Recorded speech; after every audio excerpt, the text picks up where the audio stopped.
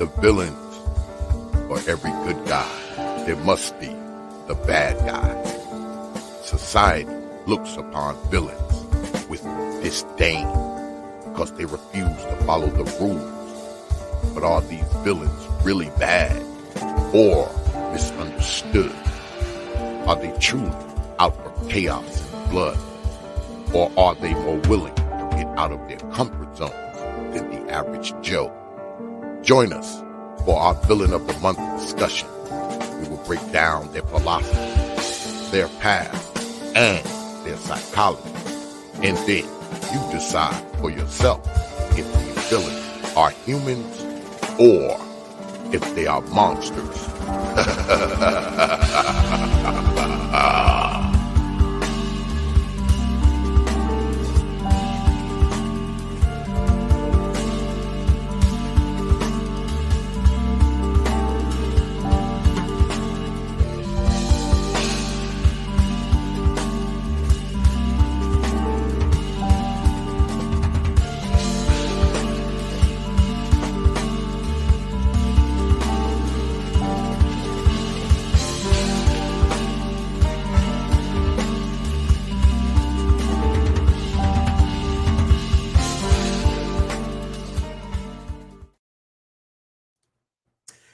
All right, greetings and welcome to the last episode of Villain of the Month for the year of 2022. I am your host, Sigma Jones. The usual compadres are here as well. First and foremost, we just want to give a shout out to our subscribers. Thanks for listening in. Thanks for tuning in. We truly appreciate the love and support. Hope you all are doing well this holiday weekend. Depending on where you are listening in around the world. Man, we got a good one for you all tonight or this morning. So, yeah, this is the final episode for this year. And we're going to end it on a bang because the character representing Villain of the Month for December, oh, yeah, I consider him the granddaddy of them all. So, you definitely want to pop in for that. So, before we get started, let me introduce the compadres. Off to my right, I have the Dark Lord himself. All creatures need to obey.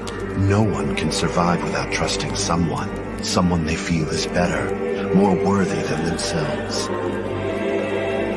To avoid that responsibility, those who are worthy look even higher, searching for more superior beings. And those superiors do the same, looking for even stronger individuals they can believe in. That is how all kings are created.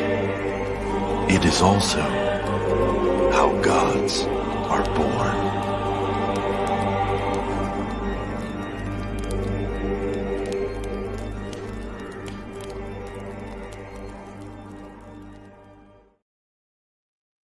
Mr. Isaac Samba, how's it going? It's going pretty well. How's it going for you? Not too bad, good sir. Just relaxing, trying to enjoy the last few months, or excuse me, few days of this year before going into the new year. I know some people got, as they say, New Year's resolution. Me, still doing the same old, same old. You know, just trying to be productive in society. Got you. And just to get it off right here in fashion, I'm just gonna say Merry Christmas.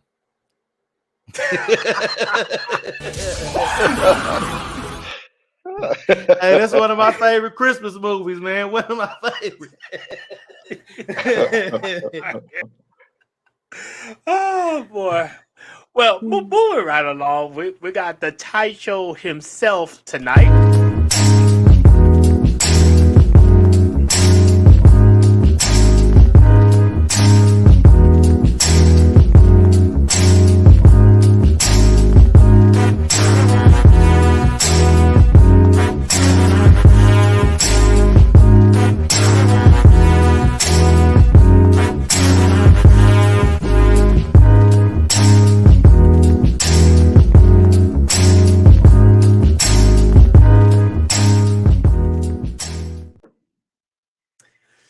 Shalom, Mr. Lawrence Guy. How's it going? Shalom, shalom, shalom. Shalom to you, shalom to Brother Eisen, everybody in the chat. So this is it, a year. A year, man. Wow. A year of some of the best villains in history, good company, good conversation. Yeah, man. Life is good. Sky's blue, water's still wet. Yep, I'm happy. Yeah, that is awesome. And definitely, not dealing with the nonsense on other sectors of YouTube and all. This is how you end the year. Good, like you said, good company, good topics. All it's missing is, some champagne or anybody's favorite drink at this moment in time. Man, I'm all misty. I didn't even crack a joke or be foolish. Oh.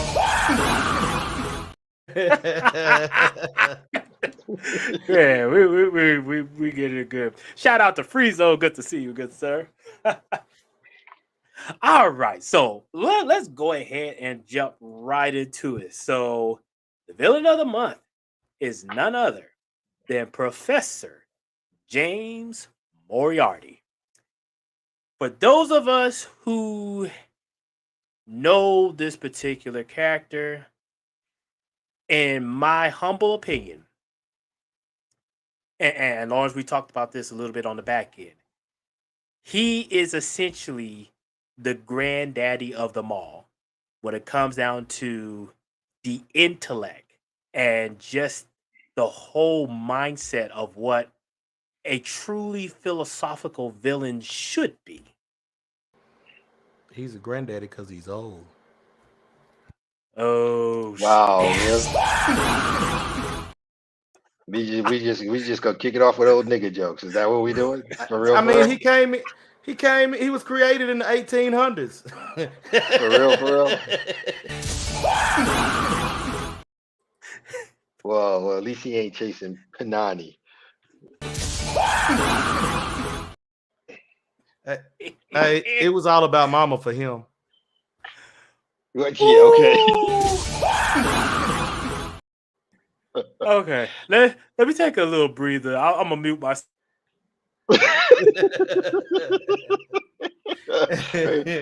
We done made the man go offline. Anyway.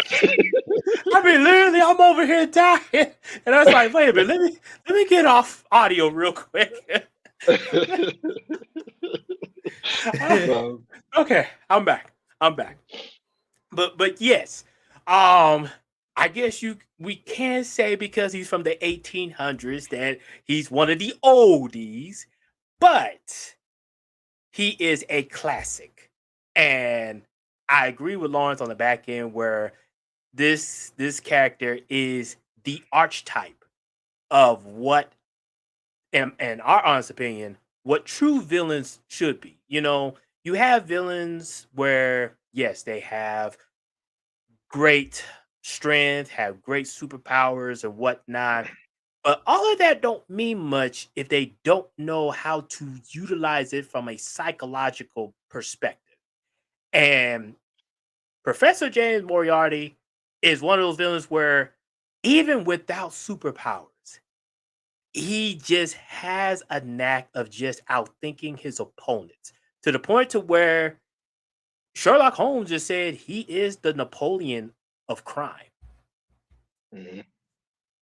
I would say where Moriarty's concerned as a template, he's the template for every villain who uses intellect above brawn. And I would dare say that a lot of his aspects were taken and also planted onto the stereotypical mad scientist to some degree, because like we were talking on the back end. When you think, your brain immediately goes to Doctor Doom. If it's not Doctor Doom, it immediately goes to Lex Luthor. You can see aspects of him in them. Yeah, mine don't go there, but Well, wait. Now, Well, wait. Isaac, I will say Sasuke Aizen, there are some traits about him that could be tied back to the professor. So Yeah, but I'm just better than all of them. It don't matter. Oh, that's where we're going with that. Okay. man, I tell you, where's the toaster oven? You know, because I actually got something for him. Oh man. His little thingamajig. Oh yeah, that's the perfect So, one. yeah, so we need something like that once he comes up and everything. But okay. All right. So let's go ahead and jump right into it. So for the audience out there who don't know much about Professor James Moriarty, we got some articles to kind of help them out to give them an idea of what he's all about from the Sherlock Holmes series.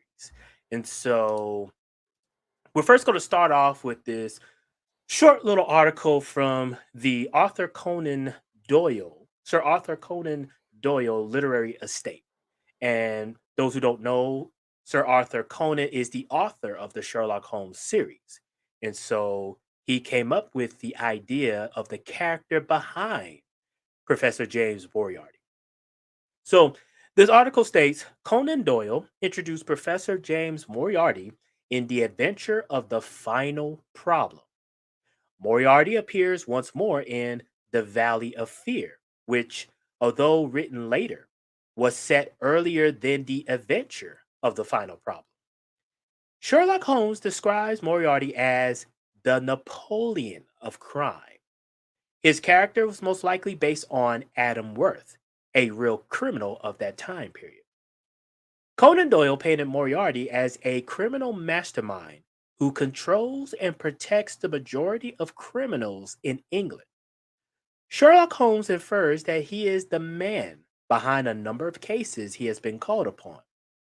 In The Adventure of the Final Problem, Holmes is just about to expose Moriarty when he has to flee to Switzerland to escape the criminal's vengeance.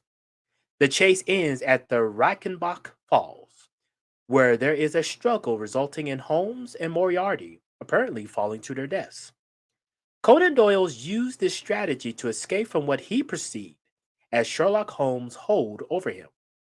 However, public outcry and financial problems eventually forced the author to revive Sherlock Holmes. Holmes mentions Moriarty again in 5 other stories: The Adventure of the Empty House, The Adventure of the Norwood Builder, The Adventure of the Missing Three-Quarter, The Adventure of the Illustrious Client, and His Last Bow. Moriarty is depicted as a cunning and exceedingly intelligent criminal. He is ruthless and capable of any crime, including murder, to get what he wants. Here's how Holmes describes Moriarty in The Adventure of the Final Problem. Quote, his career has been an extraordinary one. He is a man of good birth and excellent education, endowed by nature with a phenomenal mathematical faculty. At the age of 21, he wrote a treatise upon the binomial theorem, which has had a European vogue. On the strength of it, he won the mathematical chair at one of our smaller universities and had, to all appearance, a most brilliant career before him. But the man had hereditary tendencies of the most diabolical kind. A criminal strain ran in his blood, which, instead of being modified, was increased and rendered infinitely more dangerous by his extraordinary mental powers. Dark rumors gathered around him in the university town, and eventually he was compelled to resign his chair and come down to London, where he set up as an army coach. So much is known to the world, but what I'm telling you now is what I myself have discovered. So there you have it, gentlemen. That gives you kind of like a good synopsis of Professor James Moriarty. But let's start off as far as you all's personal interpretation or even just ways you've heard about the professor from different types of readings, different types of comics, stories, movies, and all. So, Lawrence Guy, you start off first. What has been your main interpretation of the professor? Well, for the most part, that was pretty spot on. There are some little nuances there that I have a little difference with. Because you talked about the final problem and you talked about the valley of fear, but you didn't talk about the one in between the two of them, Venture of the Empty House, Hmm. because that's the first time that uh he's called Professor James Moriarty when he Oh, actually gets a interesting. that's the first time he actually got a name, James. Because before that, James Moriarty, like the final problem is the first one from 1893. They named a Colonel James Moriarty, but that was his brother. And then Hmm. the next one, which is 1903, The Adventure of the Empty House, that's the first time he gets a first name, which is James, which was odd to have both of them named James.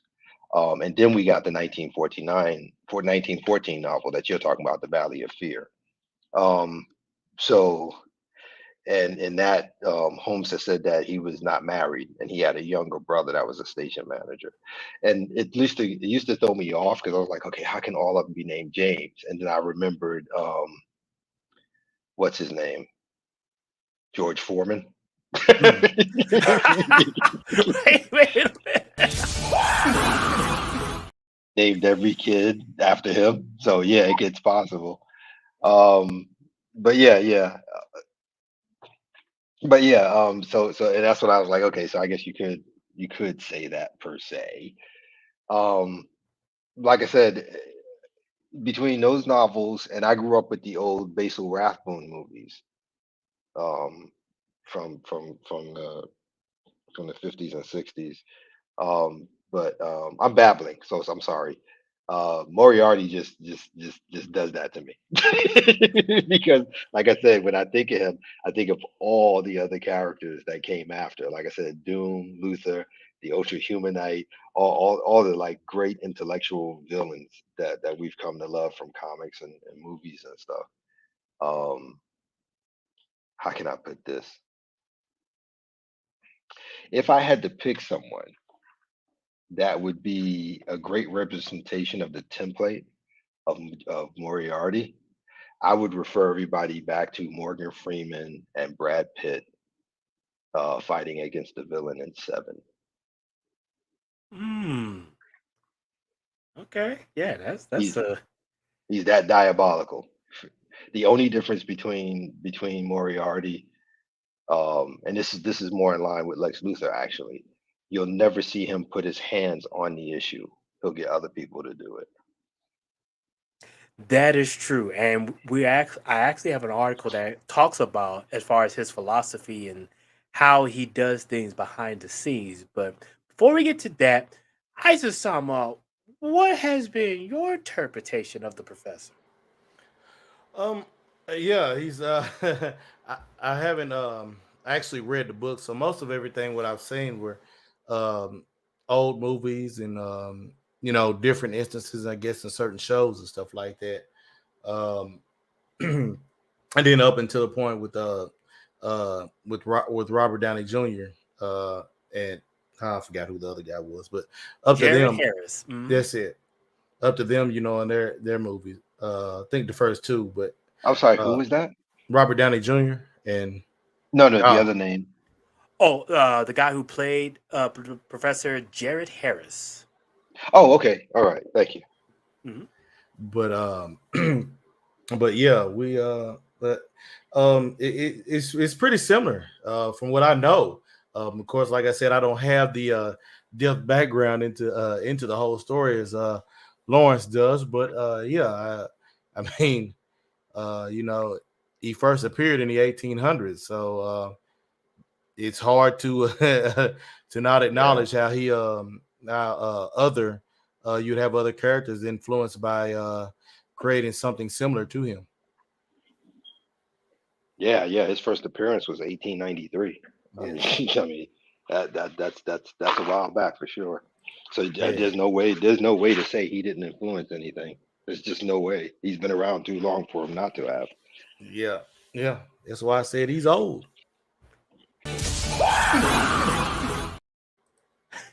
So you Eisen, if you don't mind my asking, Yeah, the Robert the Robert Downey movies, which were very good by yeah, the way. yes, I like them. I enjoyed them. I did. Um, the guy who played Moriarty, um, did you like his performance, his interpretation? Um, from what I remember, um, Yeah, it it's been was a while. okay. Hmm. It was okay. I wouldn't say it was spectacular, but I wouldn't say it was bad either. Um, No, he was being serviceable. huh? No, he was serviceable. I'll give him that. He was Yeah, definitely serviceable for sure. being that I haven't, read, um, being I haven't read any of it to kind of get an idea. Because for me, it's always when you read it when you get a true idea of kind of what these characters are really, really like. But I think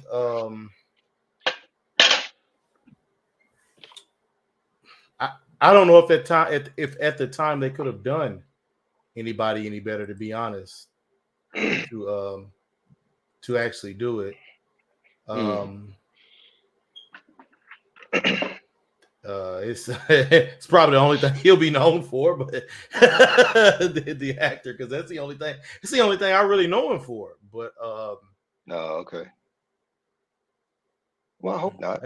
I would say probably the earliest the earliest one I remember playing Watson was Ralph Fiennes. Oh yeah, okay. Mm. Yeah, yeah, yeah. But not well, I don't know. I said Watson, but I meant Moriarty. My bad.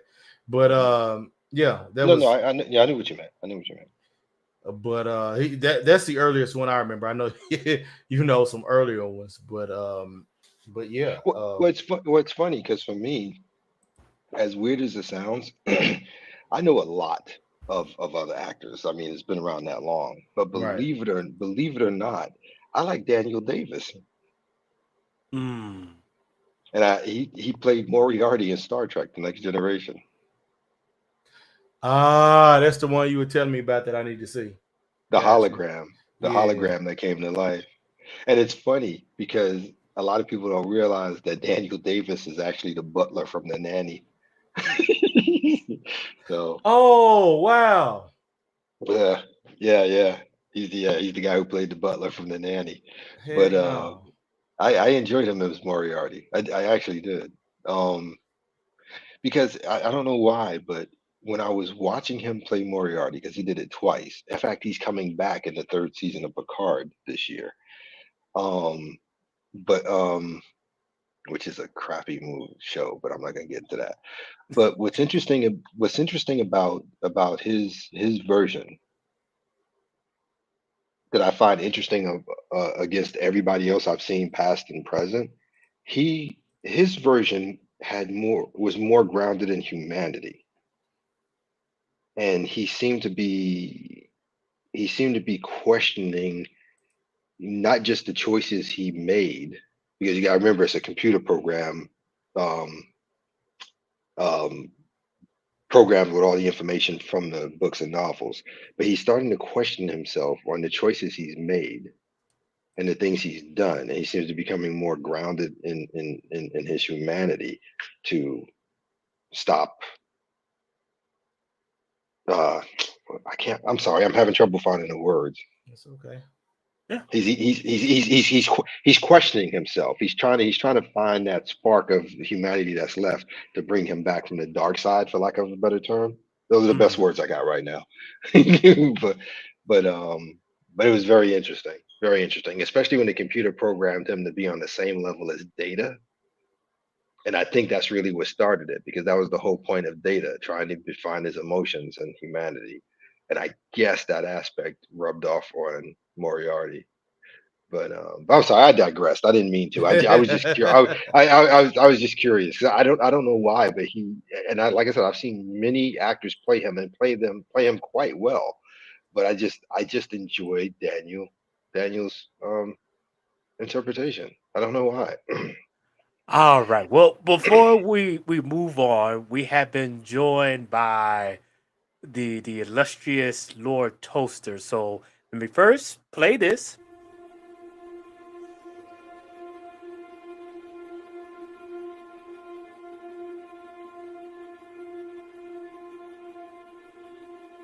I'm so disappointed, Ichigo. So very disappointed. Sadly, your sword exhibits only fear. When you counter, it's because you fear being killed. When you attack, you fear killing. And when you try to protect someone, you fear you could let them die. The only thing that your sword speaks of is senseless fright. And that's not good. What you do not need in battle is fear. Nothing will come of it. You counter, you don't let them cut you. If you protect someone, you don't let them die. When you attack, you kill.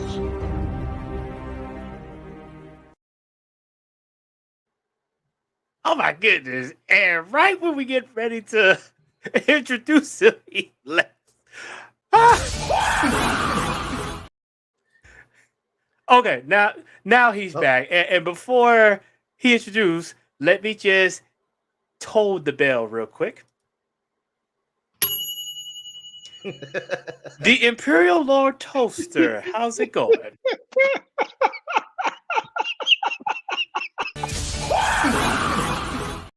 Morning, James.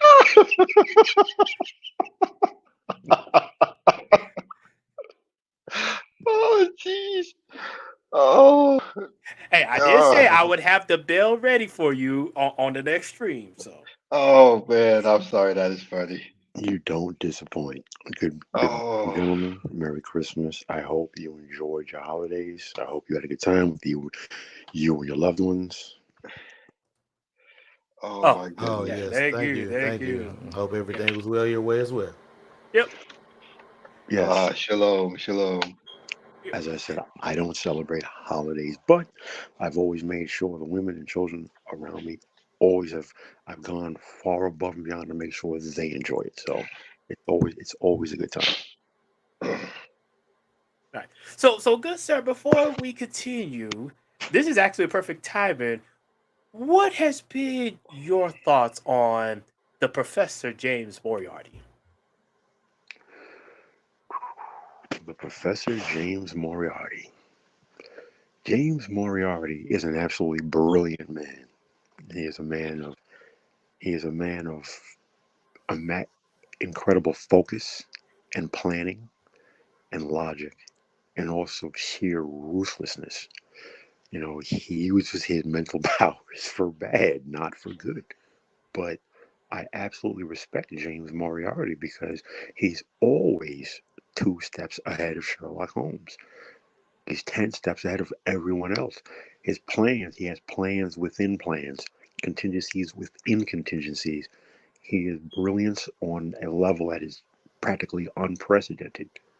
And he's so brilliant and so fastidious and so meticulous. It's amazing. I'm in total in total awe and respect for the character that is James Moriarty. And I would just like to say, because I happen to catch a little, Jared Harris is a brilliant actor. He is one of the best actors alive today. He is brilliant. And if anyone has not seen his work, then I would highly recommend that you broaden your horizons to look at the body of his work. Because he is without a Hmm. doubt one of the finest, amazing actors on this planet. And his performance as Moriarty really played toward the ruthlessness, but the planning and the meticulous machinations of James Hmm. Moriarty. Yeah, yeah, yeah. And if anybody doesn't know where to start, um, He was in Mad Men. He was also in Fringe, if I remember correctly. So those are good places to start. I know other movies he's been in. They're just not coming to mind right now. But you can binge him on Mad Men and the sci-fi show Fringe. Yeah, if you wanted to start somewhere with Jared. He played Anderson Dawes in the television adaptation of The Expanse. Jared Harris. He All played right. Yeah. he played the brilliant nuclear physicist Legasov in HBO's co-production of Chernobyl, which came out 2019. I want to say the man Mhm. the man is without a doubt one of the finest actors alive today. He's brilliant in everything that he does. Okay. No, he's good. He's definitely good. I cannot deny that. And he is he's one of the rare combinations because no, let me take that back because I was thinking about sports. Unlike sports, in acting, a lot of times you'll see father and son are both good, or mother and daughter, or father and daughter, or siblings. For some Hmm. reason, acting talent translates better from parent to child and amongst siblings, it, better than it does in regards to sports. Because his father, Richard Harris, an absolute legend, a brilliant actor in his own right. But Jared is phenomenal. Yeah. All right, all right. Well, let's kind of do a little deep dive into the philosophy behind the professor, because I think this is where we can definitely keep this idea about how brilliant he was, especially his character design. This is an article from Rants of Geeks that, Oh, could I say something real quick? yeah, yeah, go right ahead. I meant to say this. It was something about what Lord Coaster was saying. Here's the thing. Here's another interesting part of where the philosophy of Moriarty comes into play. Moriarty is probably the first time we got to see in a character in its full effect what evil looks like attached to stoicism, if that makes sense. Mm. It absolutely does because unfortunately, I think a lot of people misunderstand what stoicism is. They think, oh, just the strong, silent type. That's not what stoicism is. What No. stoicism is control over your emotions. You have very minimal emotional reactions, and you are logical and thoughtful first in any and all situations. That is what stoicism is. It is raising your powers of observation through to a high level through the simultaneous control of your emotions and application of your logical rational thinking. That is what stoicism is. Well, that's because everybody gets caught up on Marcus Aurelius, but they don't do the work to go all the way back to its foundation because they don't realize it's part of the school of Hellenistic philosophy by Zeno of Citium. So, Well, also, but that's what that is. They just stick with Marcus Aurelius and they think they don't go deeper to understand everything you just got finished saying. That's I been my I agree with you 1,000%. I would only add most people don't read. They don't read books and they don't do research. So I'm just adding on to what you just said because what you just said, your analysis is absolutely brilliant. well, I see it on a weekly basis because where I'm at here in Florida, we have a group that does nothing but study and practice stoicism.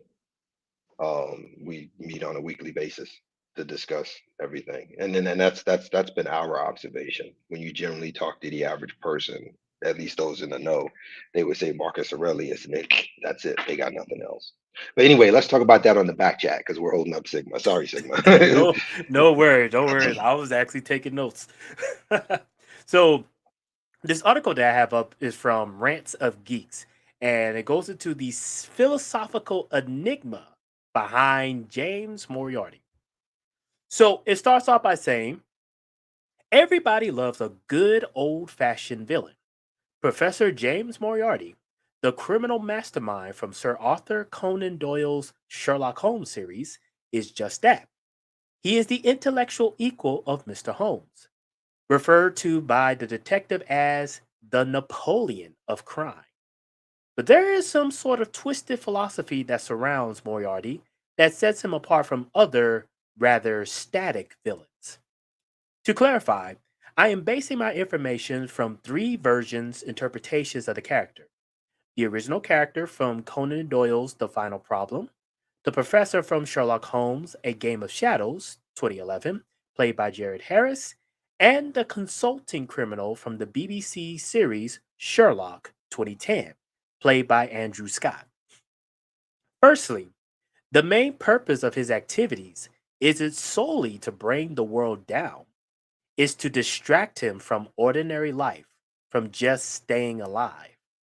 So he does anything from weaving conspiracies to orchestrating wars, and then watches the chaos that ensues. He doesn't actually take part in the chaos, only watches as it happens around him.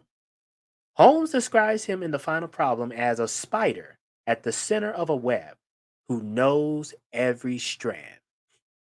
He does little himself, he only plans. Is there a crime to be done? A paper to be abstracted? We will say, a house to be rifled, a man to be removed. The word is passed to the professor. The matter is organized and carried out. This behavior has a rather existential feel to it. Moriarty looks at the ordinary world and thinks it's absurdly boring. So, to make his world better, the professor creates a bit of chaos to make it not quite so ordinary. Anything from serial killings to orchestrating a war, something to spruce it up a bit. Some may be confused by that big word in the last paragraph, existential. Not to mention that there are dozens of interpretations of the philosophy. Existentialism is a philosophy centered around changing your world by thinking differently. A very simple definition.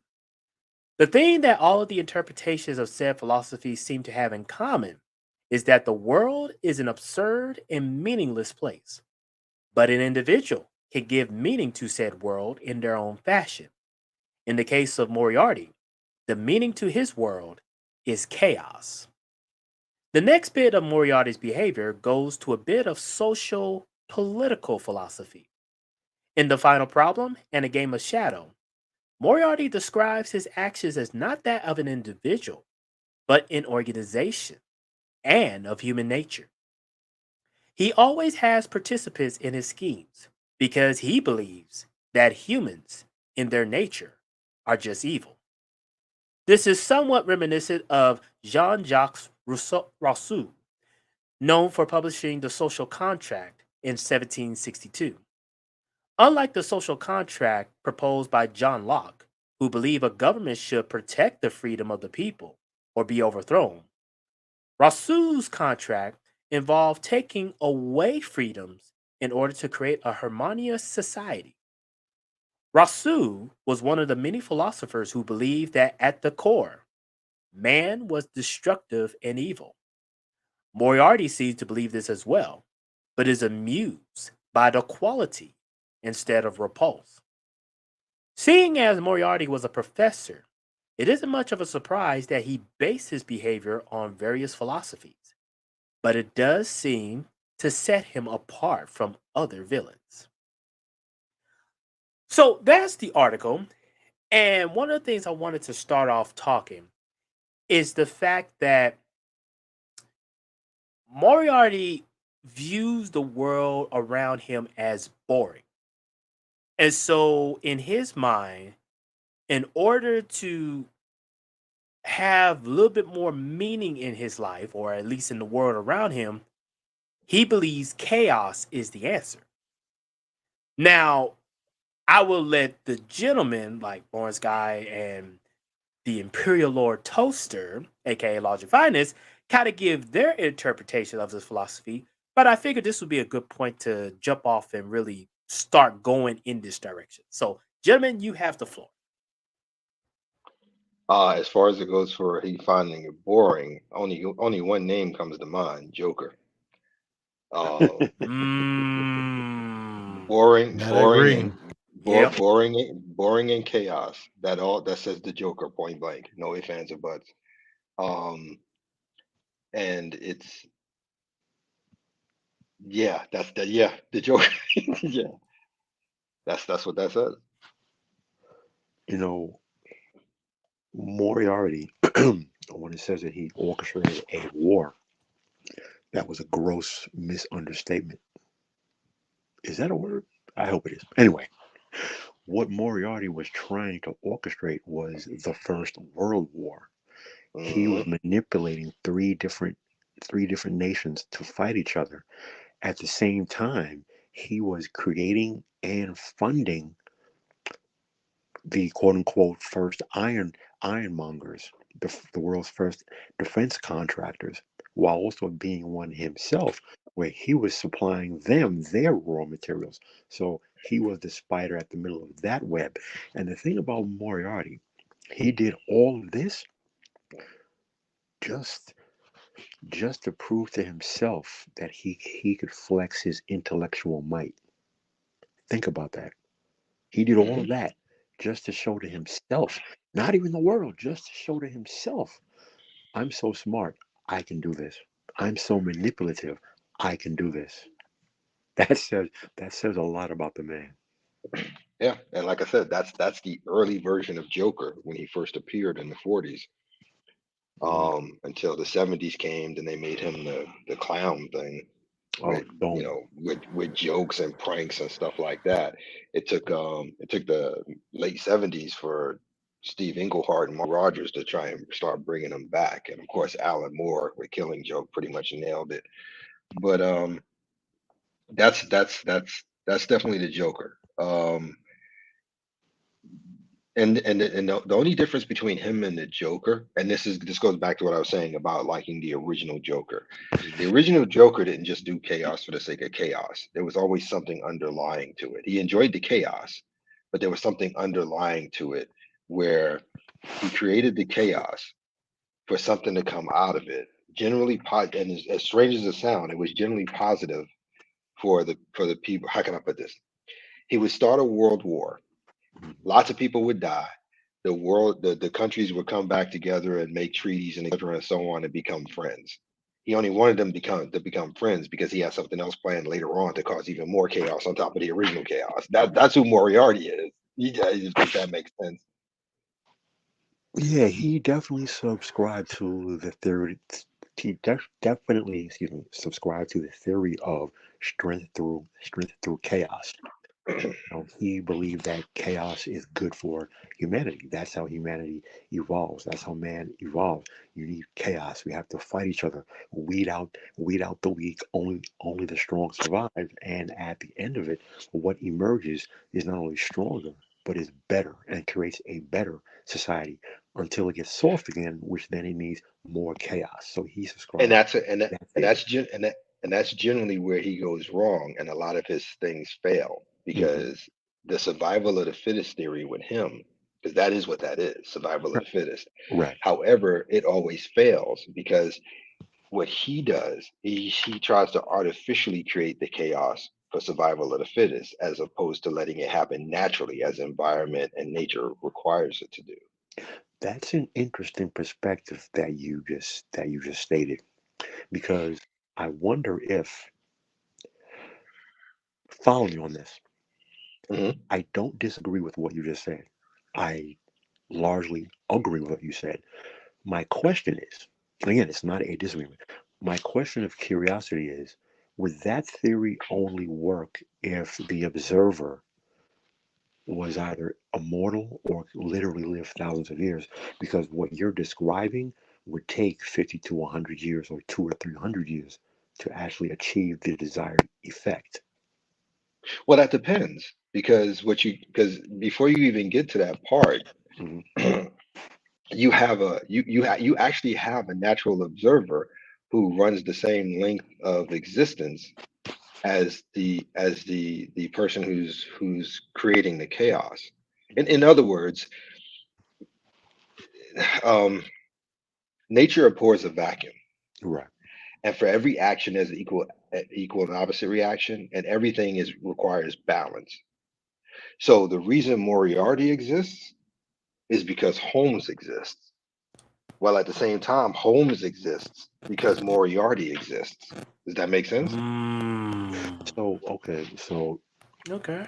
so answer me this: where is the balance for Mycroft? Because Mycroft is more intelligent and more observant than either of them, but he lacks the desire to use his abilities for those goals. His thing Well, is that to goes. Well, maintain actually, the actually, government. well, actually, there's an answer for that, Hmm. and because we were talking about it in the back chat, and I don't know if Sigma's going to catch this or not, but it's probably going to make you smile when I say this, Sigma. We already have that because in the final problem, before Moriarty was given a name, his brother was introduced, Colonel Mm-hmm. James Moriarty. So what you have is if Mycroft represents stabilizing and working for the government, Hmm. then Moriarty's brother James, who's the colonel, does the same thing by being another person who works for the government. One's a soldier, one's a detective. Mm. Yep. The problem is nobody expanded on the brothers for Moriarty the way they did with Mycroft for Holmes. So what you have is you do have the same existence. You do. So if Moriarty, if Professor Moriarty and Sherlock Holmes are Mm. their equal and opposite things, Mm. then Mycroft and Colonel James Moriarty would be the same to each other. The only thing we don't have for would be the second brother of Moriarty, also named James, who was a station master. Now, I don't know if you want to equate that to the current thing going on with Enola Holmes, which I don't really take too much stock in. Mm. I think that's just made up stuff, not part of Doyle's canon, so to speak. But yeah, that's where I would go with that. Yeah, that's not. I think that's one. I think that's 100% Gatiss and Moffat. But coming back to Mycroft, the thing that always fascinated me about Mycroft is that one, he's Sherlock's older brother, and two, he's smarter, more intelligent, and more observant than Sherlock is. In any situation, he sees things faster, and he sees things that Sherlock doesn't even see, and Mycroft has to point them out to him. But Sherlock's thing is always Mycroft has no ambition. What he does, he basically is the government, holds it all together. He's that spider behind that web, but he doesn't want to. But he could be doing more with his powers of intelligence and observation, but has zero desire to do so. Is Sherlock's lament about his brother Mycroft. So, Well, mm, what's interesting with that is that the same way you do the comparison with Mycroft and Sherlock, mm, you can do the same comparison with Colonel James and Professor Moriarty as brothers. mm, They both have a propensity for chaos.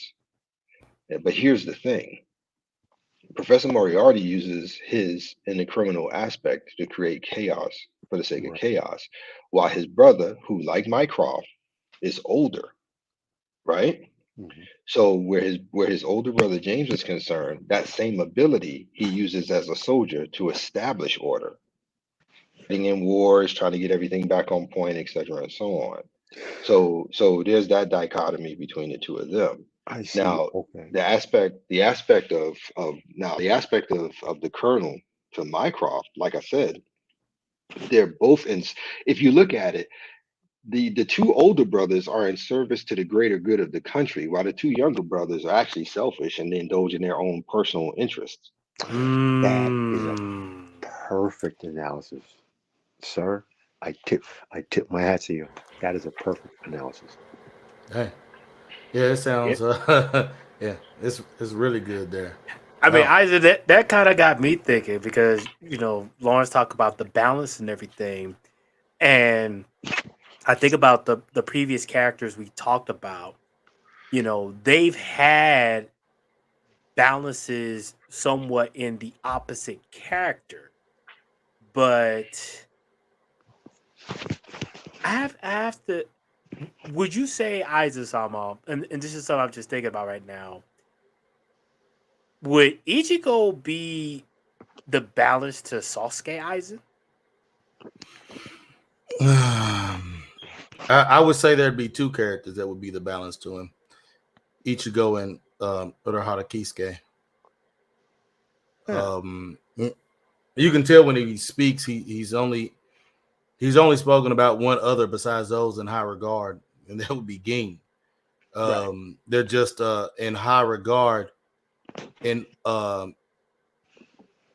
opposite ways of being his opposite to balance. Whereas Ichigo is more he's more opposite in the fact of he can match him on a physical level as well as probably willpower. But intellect, His yeah, Kisuke's got him. Well, right, he even admits that Kisuke's smarter. right. And what I was hearing, going here with this bouncing of the history of the characters and everything between Imperial Lord Toaster and Lawrence was that out of all the villains we've had before, there's only two off the top of my head that I can think of that are different from what they explained on the Chaos for the sake of Chaos end of Moriarty, and that is in Doom and Aizen, being that they sought power because of they they knew that there was no one better to run the whole show than them. Hmm. Eisen, I would add one that I think you're forgetting that Okay. perfectly meets the description you just laid out. And it was you and Lawrence who actually helped me to see this. Lex Luthor. The only reason why I didn't say Lex Luthor is because he's got more arrogance and vanity in the fact of I mean, don't get me wrong, No, the you're right. I agree. Doom and Eisen are arrogant, but theirs is purely for the fact that there's no one better to run things than them, where his is about I think it's more so him feeding his own ego, but Yeah. him still believing he's better. But That's fair enough. No. You would be absolutely you would be absolutely correct on that assessment, Eisen, because you got to understand, Lex doesn't do anything for chaos. Lex doesn't do anything for chaos or for the sake of chaos. What Lex does is he's angry because somebody showed him up, Mm. and that is his fight. His fight has nothing to do with chaos. His fight has everything to do with proving that humanity is better than this alien. That's it. I mean, that's what? yeah. Not humanity. I am. Wait, take your pick. Yeah. Because he sees himself as better than humanity too. Well, why? No, I'm just saying in the comics, he's I also get what made you're that saying. argument Yeah. for humanity as well. But yeah, you're even with that, you're more accurate than the humanity thing that I said. Either way, so he just uses that as another tool to make himself look better. So you're still right at the end of the day. Yeah, that's the only reason why I didn't bring up Luther.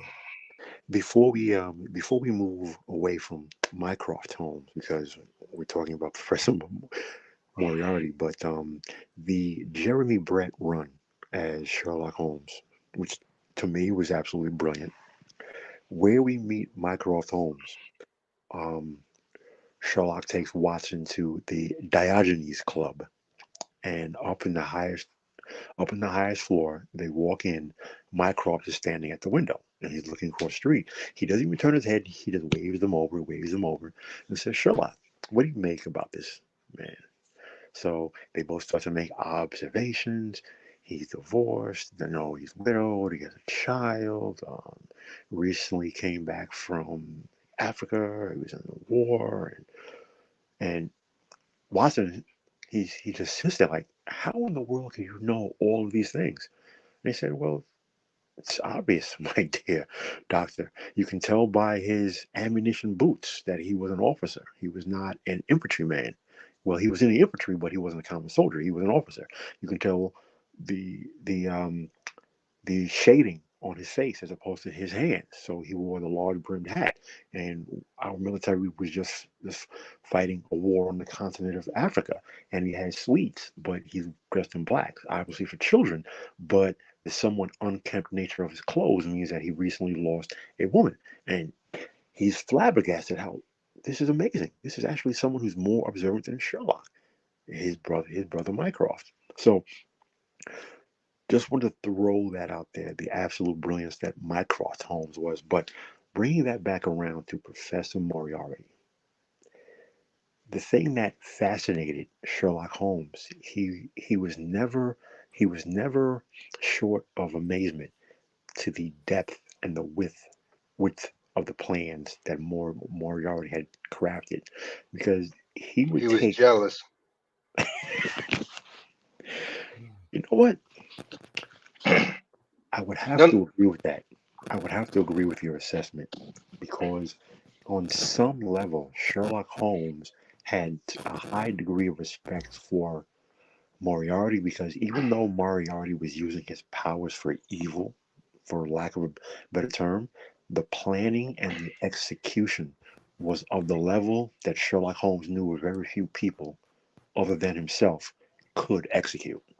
that's not true. How so? What you're saying only looks at it, if you don't mind my saying, it only looks at it from the surface level. You have to go deeper than that. Okay. Sherlock Holmes was jealous of Moriarty because Moriarty can do everything that Sherlock did, right? And Mhm. there was two things that he didn't have to worry about. Number one, Moriarty didn't have to worry about the moral connotations of what people thought about him. And number two, Moriarty didn't have to deal with a drug addiction. Hmm. Because And You have to remember, Sherlock Holmes was addicted to opium. well, True. not only that, there's a famous quote in the final problem that Sherlock Holmes said about Moriarty. He said, "My horror at his crimes was lost in my admiration at his skill." Hmm. There it is. There it is. And that's and for everything I said about why Moriarty is superior to Sherlock, Mhm. equally applies to Mycroft because Mycroft is still superior to Sherlock as well. Yes, Like he I is. said, Sherlock had a whole lot of stuff going on, and one of the biggest things that held him back was his inability. Whether as great a detective as he was, he failed to have the ability to see the overarching picture because he would get so wrapped up into the minutia and minute details of solving a problem, he could never see the overall arching direction in which he was going. That's why Moriarty always beat him the way he did, because he was too busy looking at what was happening on the ground level when Moriarty was already doing stuff on the ground, in the air, on trains, on boats. I mean, that's just what. And like I said, Moriarty wasn't restrained by the problems that Sherlock had. And like I said, one of the biggest things with Sherlock, like I said, that opium addiction. I mean, it was what it was, and it wasn't just him either. That was big in the writing back then, because somebody else had that issue too. Um, another British character, Quartermain, Alan Quartermain. Yeah, Alan Quartermain had that problem Mm. too.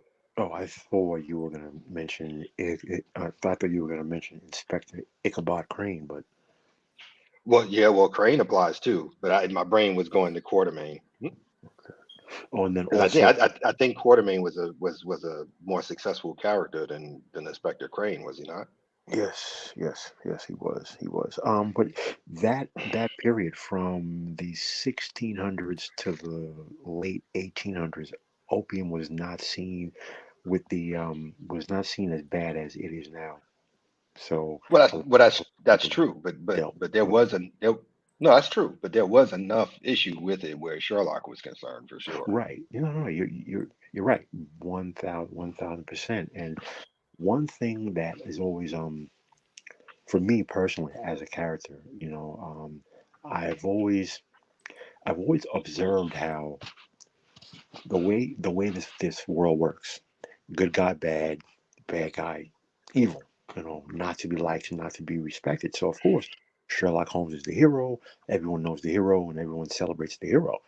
But for me, even as a little boy, I had such huge respect for Professor Moriarty, and I was always like, "Hey, you really need to take a look at Moriarty because honestly, everything that Sherlock Holmes does, Moriarty does it better." Mhm. So for me, I was fascinated by Sherlock Holmes, but Moriarty actually for me personally fascinated me more because the high degree of planning and execution to his plans and schemes was second to none. It was absolutely brilliant. So again, call me call me twisted if you want, but Moriarty as a pure logician and deep thinker was, I wouldn't call him a hero for me, but definitely someone who I've always held in high regard. Well, of course he is. That's why we're here. That's why it's called Villain of the Month, not Hero of the Month. Just for that comment, when you wake up in the morning, every appliance in your home will be dead. It's okay. It's okay. That's why I always keep charcoal and a grill around. Oh, No appliances will work for you. That seems more like a child problem than an adult problem. Just saying. okay. I'm Whew. that dude who'll sit. I was that dude who'll sit outside with a piece of bread on top of a glass table with a magnifying glass. I'll get me some toast.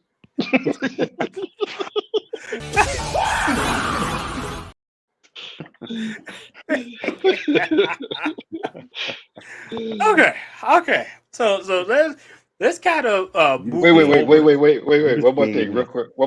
One more thing, real quick. Mm, This is for Lord Toaster. Don't let me flash back to the days when you pull out a piece of bread and light that blowtorch.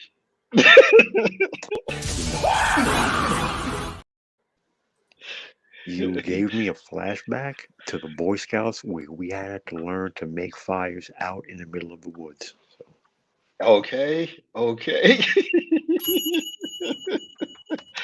Oh man, man. y'all really gonna have me go through some sound bites tonight.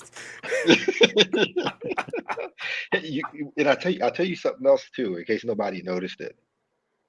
If you notice the way we're talking and the tone and the mannerism in which we're doing tonight's show, you could see the effect Moriarty has on a conversation and a presence. Oh yeah, mm, oh Without yeah. a doubt. He he makes you really think about, you know, every aspect that he brings. Um, with how with how he planned things out and Oh yeah. to what extent. So yes, Dave, you The ever only thing see? the only thing missing is a room, some leather sofas, scotch, and cigars. That's all that's missing right now. Listen, don't get me started on cigars. So before we even go down that rabbit hole, did you ever see or have you gentlemen seen the BBC production of Sherlock, starring Benedict Cumberbatch? Benedict Cumberbatch, yeah. That I You do that know, want to that's see that that one. I do want to see that one. that's actually my daughter Neresa's. That's her favorite Sherlock. um, I like it. She loves that show. I She like it loves a that show. lot. I like it a lot, and the reason why I mentioned that the interpretation of James Moriarty. Here's this is more so for you Sigma and Eisen. Moriarty sets himself up as a lab technician, and Sherlock Holmes is introduced to him. Sherlock Holmes' reputation precedes him. So here's how his plans within plans are. He sets himself up as a closeted homosexual to completely throw off Holmes's powers of observation.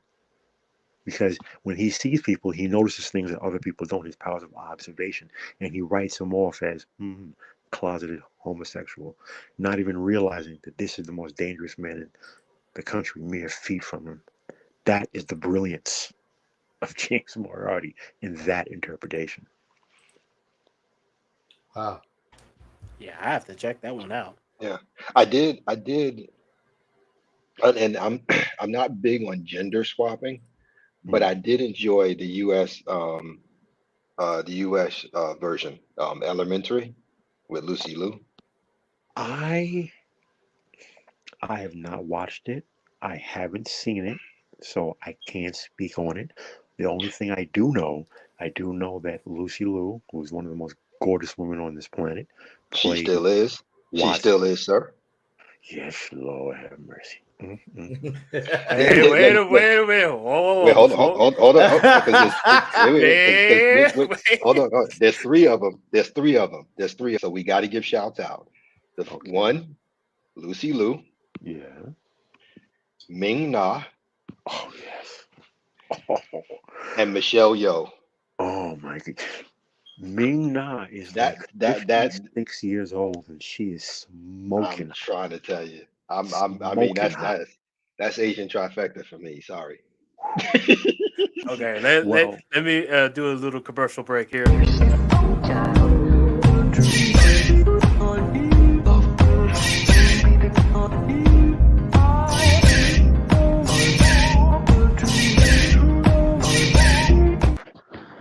Just cool it down for everybody. Okay, All okay. right. Sorry.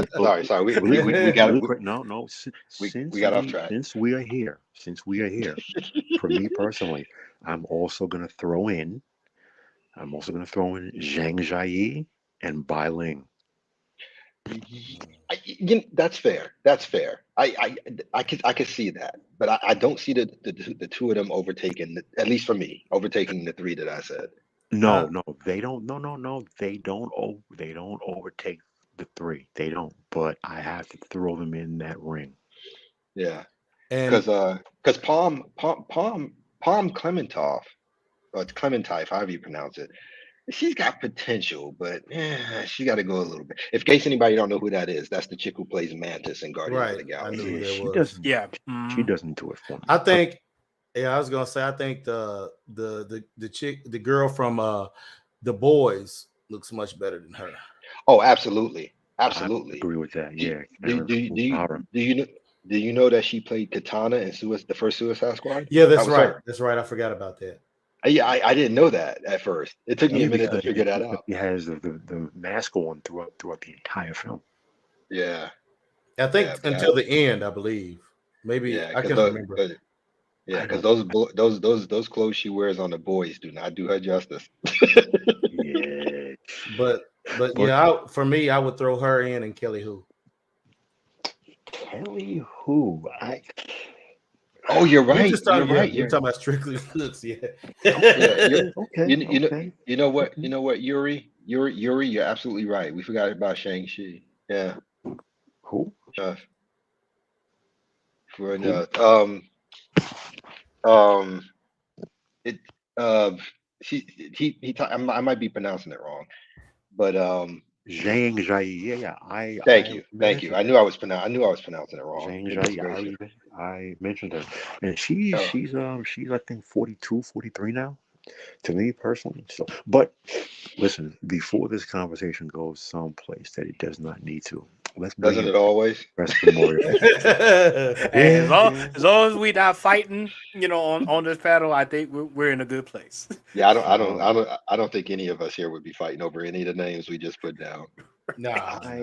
listen, gentlemen, listen, Sigma, you already know, Lawrence, Eisen, what you're talking about, Sigma, you'll never get out of me. I will go silent or I will just walk away before that ever happens. I I only I only converse with people who I know I can have intelligent, rational conversations with. The level of the conversation may vary depending on who I'm speaking with, but at least I know I only converse with people I know I can at least have a rational conversation with. So, Well, even if you disagree, but I would dare say this: when you have everybody on the panel and everybody in the chat on your side, I think the choices we made were good. Oh yeah. That's Oh what I yeah, said. Like, yeah, compared to other places on YouTube where people ready to catch a flight because you like something different. I'm just saying over here, we fine. I don't have to worry about, somebody over here wanting to catch a flight because The only time there needs to be a flight catch is me going to see Lord Toaster for that German chocolate cake. Other than that, there's nothing else. There's nothing else. There's nothing else. just for that, there you go. That's it. That's it. Outside of that, man. I mean, not unless we coming together to like I said, somebody's doing a barbecue. But outside of that, That too. but nah. I think for us here and everybody else too, SKC, Free Zone, so on and so forth, and everybody in the chat. I think for us over here, we just like conversation, even if we disagree with each other. Um, it's just nice to be around people to have a conversation, and it doesn't have to degenerate, like you said, into catching a flight. What's your mama's name? Your daddy this. You know what I'm saying? I mean, you know, Well, in other words, we grown folk over here. You know what I you mean? know, Right. in intellectual conversation, and intellectual debate, does not mean fighting or arguing. It does not mean trying to convince a person that you're right and they're wrong. It is about the free and fair exchange of information and ideas. You discuss topics on their individual merits, and the person, no one in the conversation may end up changing their mind at all, but that's never the goal. The goal is the free and fair exchange of information and ideas, further expanding upon your viewpoints and the other person's viewpoints. If opinions change, so be it, but it's literally never the goal. But Well, you that's know, why there's no. I'm sorry. no, I'm done. Go ahead. That's why there's no real conversation anymore. Because look, it's not a conversation if you walk into it immediately under the impression of changing somebody else's mind. That's not a conversation. Correct. Right. I mean, that's not a conversation. A Right. conversation, like you said, is an exchange of ideas. Whether you agree with them or not is irrelevant. Hopefully, somebody will say something that'll make you think about something in a different way and expand your consciousness. But if you're literally, I mean, if your first thought is going into the conversation to change somebody else's mind, then you miss the point of the conversation. You know, And, Or, the I was gonna the say also, or if your other thought was to just ridicule them because you couldn't change your mind. Eisen, I was gonna point to you. Yes, sir. You to me personally are an excellent example because someone pointed out, there's Eisen again being a contrarian. I say good. Eisen can continue being a contrarian because if everyone is thinking the same thoughts and going in the same direction, you've created an echo chamber. You have to have differing viewpoints, differing perspectives, differing ideas. So even if you're being contrarian only to be contrarian for the sake of being so, I still say that's necessarily a good thing because it encourages further thought and further discussion. So that's why I say for you, keep doing what you're doing because it's always welcome amongst people who have rational conversation. It's people who have emotional conversations who don't want someone to be a contrarian. well, Well, I you don't, missed I it, don't, I Logic, don't.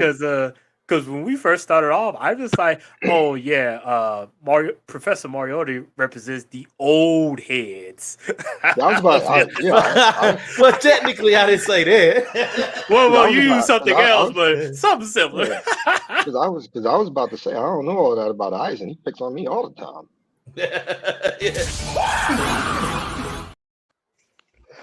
Hey, In all honesty, the dude's a bully.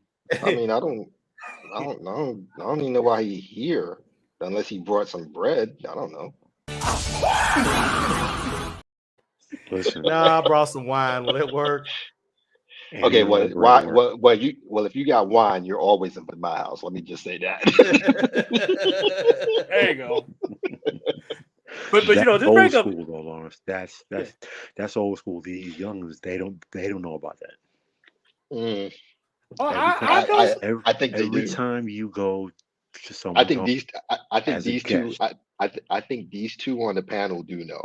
Okay. I'm about to say, I definitely know some good wine. I will definitely be at a No, no, no, gentleman's. no. Not about the wine. No, About the old school thing that when you show up at somebody's house, right. you You bring bring. something with you. Yeah, Oh, right. oh yeah, oh yeah, Yeah. Yeah. oh yeah. Hey, even though today, I did a lot of dining and leaving.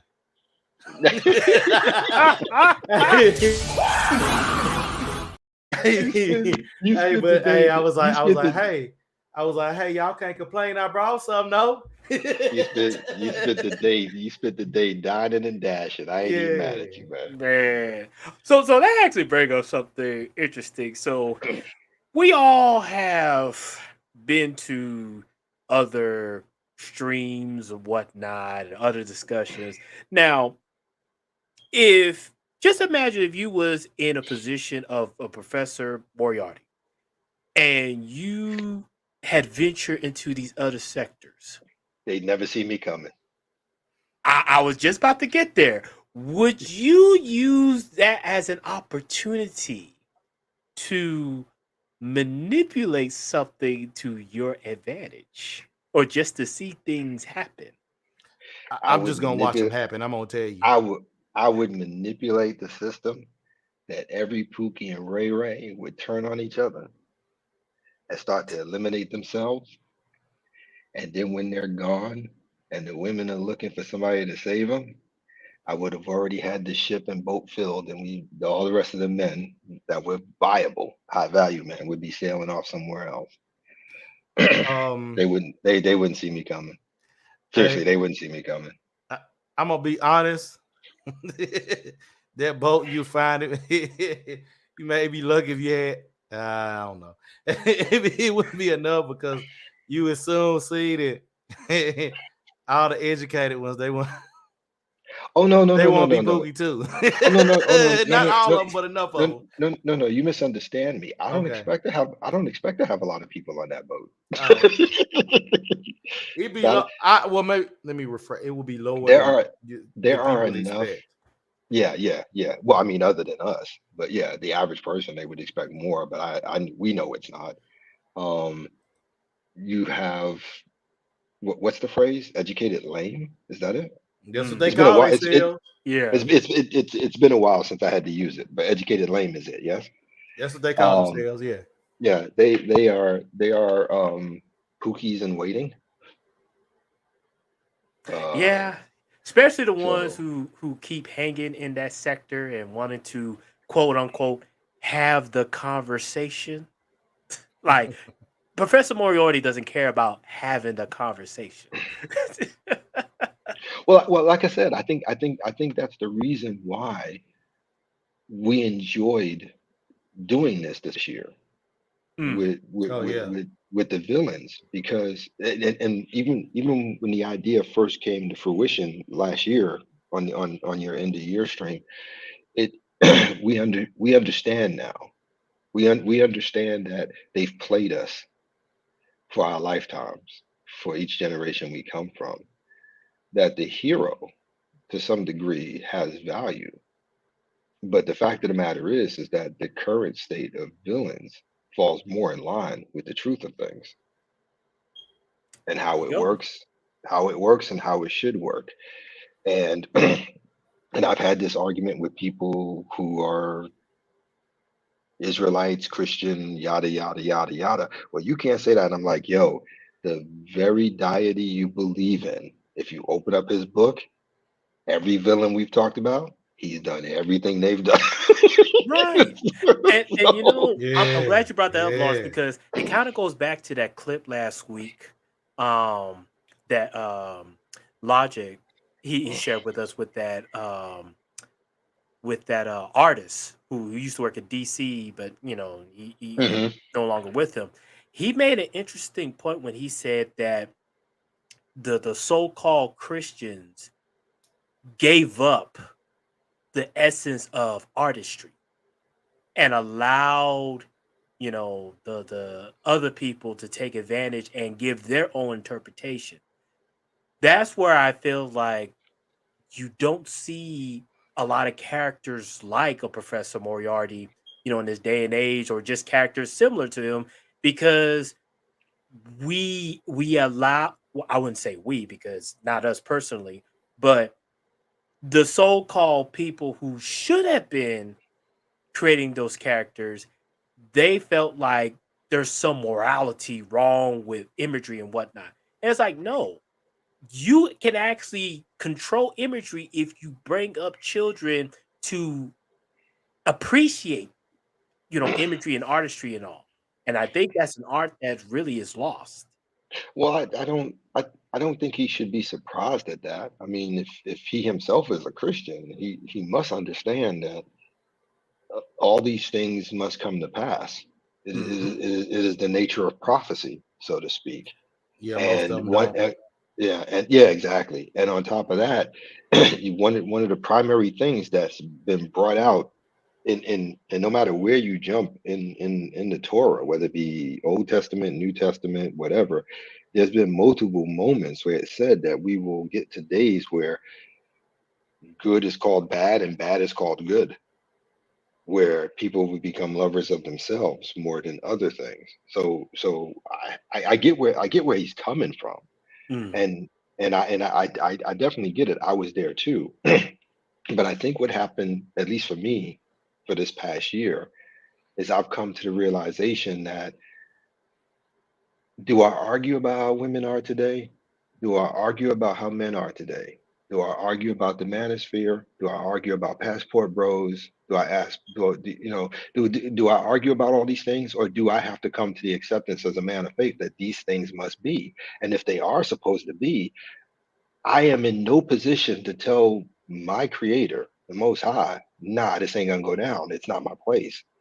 All I can do is what I'm supposed to do, which is what we do now. We have conversations, we have fun, we're relaxed, we enjoy each other's company, and we don't bring harm to anybody. I was gonna say worry about the plank in your own eye instead of that speck of dust in somebody else's, but that's me. No, that's absolutely correct as well. And that's one of the reasons why I stopped commentating. And it's also one of the reasons why I'm very particular about who I have those conversations with now. Because even people that I enjoyed having conversations with on that stuff, I don't anymore because I've watched them. I see what's going on. Mhm. Some people are cracking, some people have cracked, some people have changed their minds, some people have gone another route. And that's okay, because we each have to answer for our own thing. Whatever your belief may be, that's one thing that's a fact. We each have to stand on our own merit in what we've done. But I'm not going if I know, how can I put this? It's like a conversation I had with Hulk one time when he spent a couple of hours arguing with an atheist. Why would you spend 3 hours arguing with an atheist when you already know the two of you are diametrically opposed? What was the point of that? That's Mm. 3 hours. That's 3 hours of wasted time that you could have been talking to somebody who maybe did want to hear the gospel, maybe did want to hear a different perspective on that type of truth. But you wasted 3 hours arguing with somebody who has no merit, told you point blank, you have no merit. What was the point of that? We all got taught the same thing. If somebody doesn't like you, why are you still in their house? Leave. I'm not. I mean, you don't beg somebody to be around them if they already told you they don't like you. And as the saying goes, when somebody shows you who they are, believe them. Believe it. Yep. Um, if I can add Yuri on, and I talk about this stuff all the time. I mean, Yuri and I have hours of conversations on this, and we just laugh because it does, for us. It's weird. It makes no difference what side of the ideology you fall on, the politics you fall on. They're all crazy. I mean, you got to hear the conversations Yuri and I have. It's hilarious. But Imperial Lord Toaster, you was about to say something? if I can add on to this Oh, I'm conversation, sorry. no, quite a, never need to apologize, sir. Never need to apologize. If I can add on to this conversation, I have been around this tree a few times. I've been around several trees a few times, and not to sound like that guy, but I've seen enough of life and been in enough situations, so it's both linear and non-linear. Comes with age, but also comes with life lessons learned through multiple and varied experiences. I've lived long enough and seen enough. I recognize the patterns, and they repeat themselves over and over and over again. So, the question that you asked, Sigma, were I in that position, I would not even engage. I would walk away and wouldn't even start because the condition is what it is. It Right. is what it is. And there are so many people who put forth a false image or a false belief, whether through cognitive dissonance, whether through the ideal of painting this false reality will somehow change or make things better. And there are those who want to win first place in the oppression Olympics. All of it. I've heard the Mhm. rhetoric. I've heard the talk. I've seen it from the 60s, 70s, 80s, 90s, aughts, and now the 2010s. Mhm. Now it's going to be 2023. Been there, Mhm. seen it, done it from every angle, every side. It's Yes, not sir. changing. It's Yep. bad. It's gotten worse. Yep. It. You had 10 years after 1968. You had 10 years because Yes, social engineering works in 10-year blocks. that's Sigma, correct. you and I have discussed this ad nauseum. That's how social engineering works in 10-year blocks. You had 10 years to get it right. So by 79, 1980, it was already a wrap. Not Yep. 2054 or some other magical, mystical, asymmetrical number put out. By 1980, it was already a wrap. It was over. It was done. And that's why you and Lawrence, sorry, Lawrence, you and I were at ground zero for when the zombies started in 83, 84. The rest of the country Oh man. didn't see it until 86. We grew up Mhm. at ground zero. So what I'm Mhm. saying is I don't need to engage in these useless, pointless, vapid, empty-headed, empty-suited conversations that will go nowhere. Yeah. Nowhere. And yeah, and just two things real quick. First of all, thank you, brother Eisen, for showing up. You had to go. Shout out to him. And the second thing is going to it. What you were saying, Lord Tosto was he- here's make no mistake. I understand the response and answer I gave was absurd. I know it was because I'm well aware enough to know that the best answer is the same as always. Just leave, walk away. But I won't lie. My response was out of spite. Yeah, it was just more responsive. If we were in the shoes of the professor, and we see the situation that we see in the other sector, you know, would we try to manipulate it, for our own Nah, gains or our own, no, absurdity and all? It, no. And I'll tell yeah, you something else too. Because I'll tell the you something else situation, too. I'll tell you something else too. Because here's the thing. Like I said, I know my response was out of spite. I know if the opportunity presented itself, I would simply walk away. Now, here's where it has to be understood. The walking away has nothing to do with being fed up or frustrated. That's what people have to understand. It has nothing mm, to do with that. It doesn't even have anything to do with giving up. What you have to understand is that if we are to be true to the character and his mentality, we would never engage because there's nothing to gain. We don't want Pookie and Ray Ray. We don't want Shanika and the rest of them. So we would never engage to begin with. There's nothing of value in there that we want. that's true. That's true. So that actually brings the last segment then, and again, shout out to Eisenall. He had to step away and everything, but that brings up the last segment of can you live in this villain's world?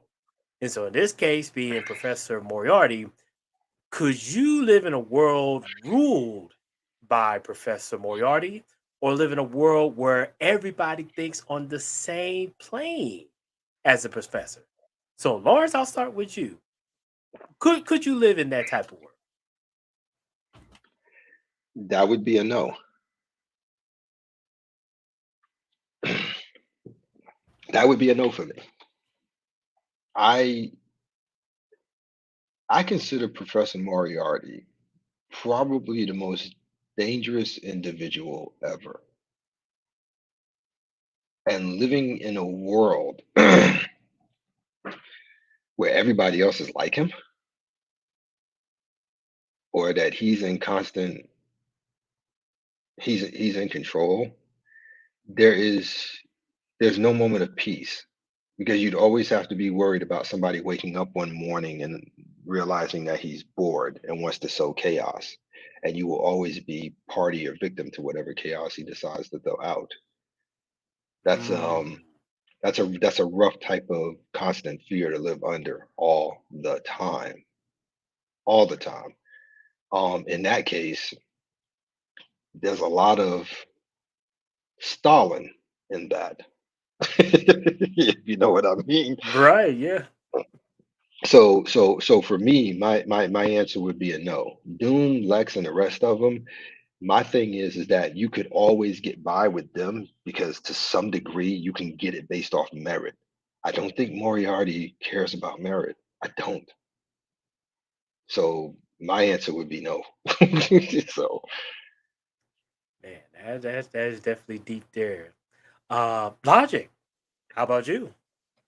Um, I pick up where my esteemed colleague left off. Moriarty never really has an actual end goal. Remember, everything he does is literally to show himself how intelligent and, for lack of a better term, Machiavellian he is. He tries to impress himself with the intricacy and the complexity of his plans and schemes, and how wide ranging and the planning and the execution therein, that he's outsmarting everyone, because from his viewpoint he's surrounded by a planet full of morons. So it is so to in order to amuse him, he's doing things far above and beyond their comprehension to even understand what it is that he's doing, with no actual end goal. So at any given time, you never know if you're seeing things happening locally, nationally, or globally, and you have to wonder, is this happening organically, or is this the professor doing something just to amuse himself yet again?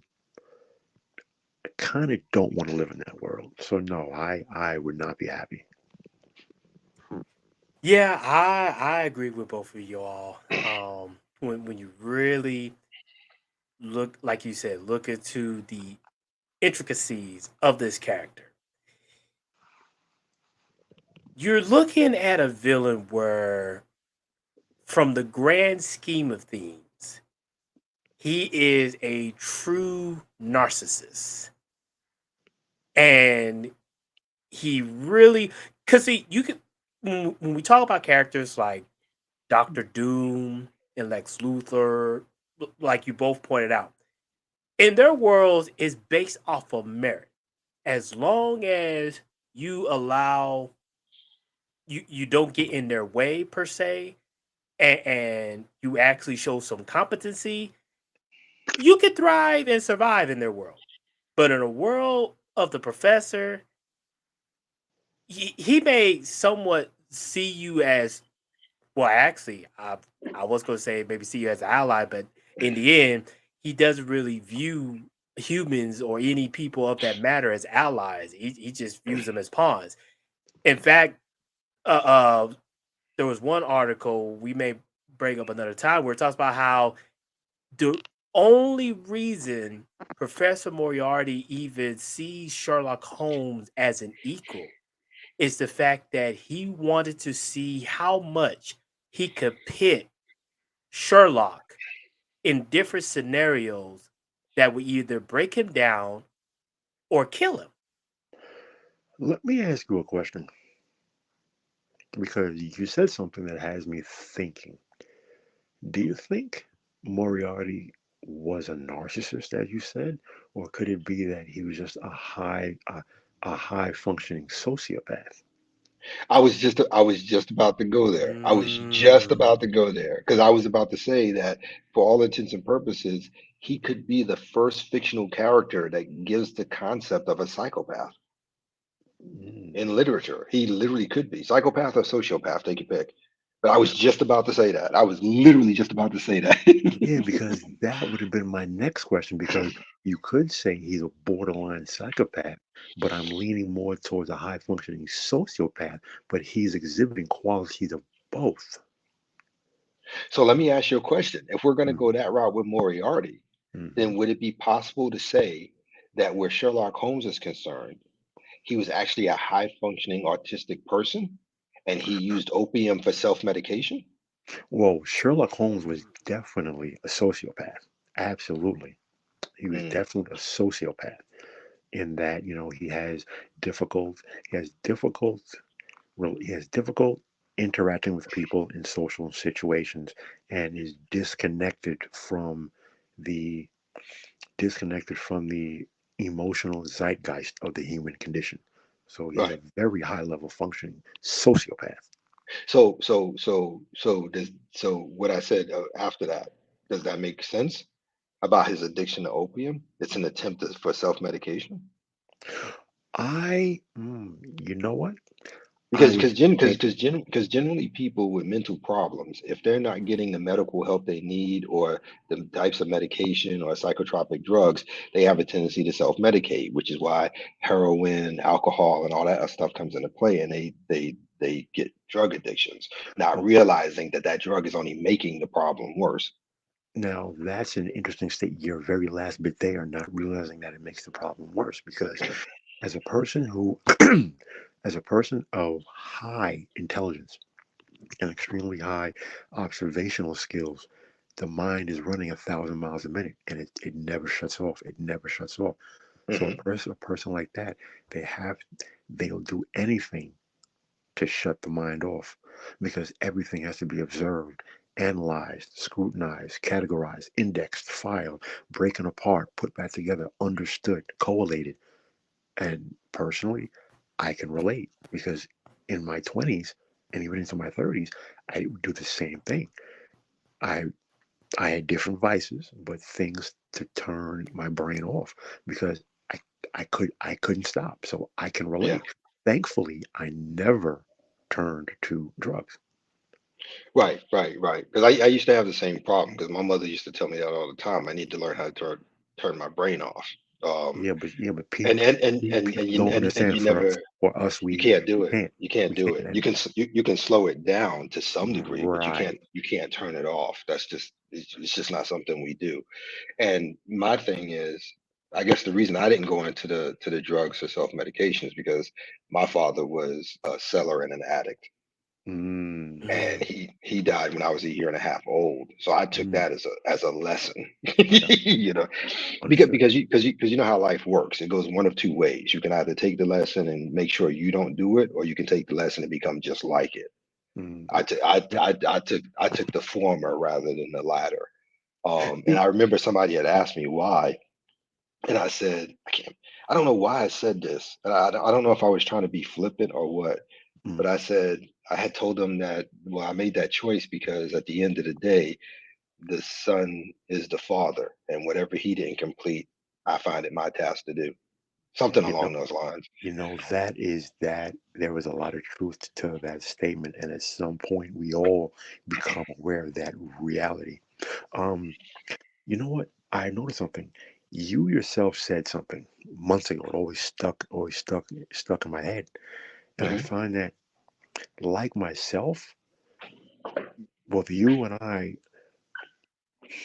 whether it's animation, a book, film, television show, where it's something where it's not predictable and trope, we're all over it because 95% of everything that's out there, we see it within 2 or 3 minutes, we have the whole thing.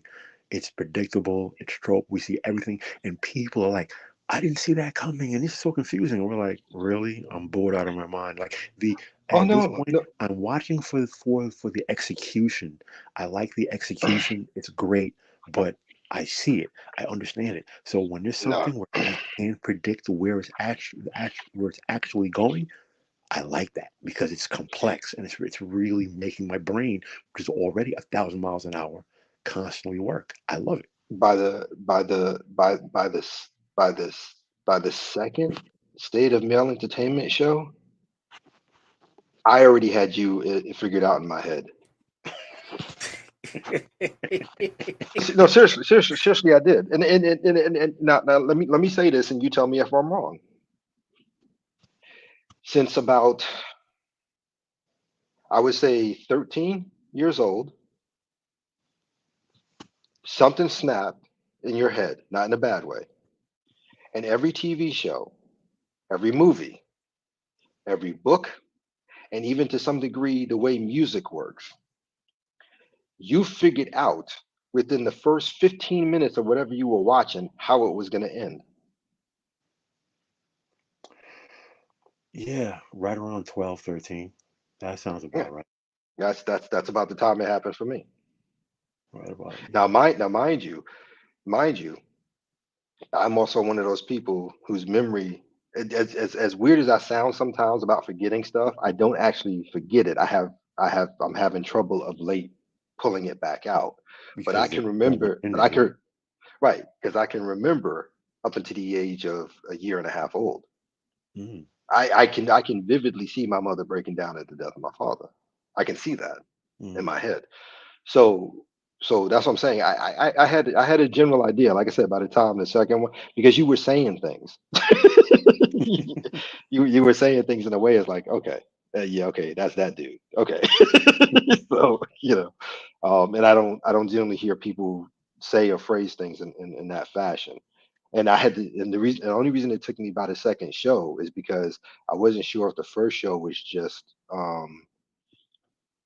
the way our generation phrases things and talks. I Yeah. wasn't sure if I wasn't sure if it was a cultural thing, generational, or if it was Mm. actually the thing itself. So, but by the second one, I was like, okay, yeah, I got it. I got it. Yeah. You know, And then we started saying stuff to each other that it's like seriously, J Pratt and Whitney JP 48s, dude. I mean, seriously. I mean, and if I get somebody had asked me, how do you even know about that? Oh, that was a comic book.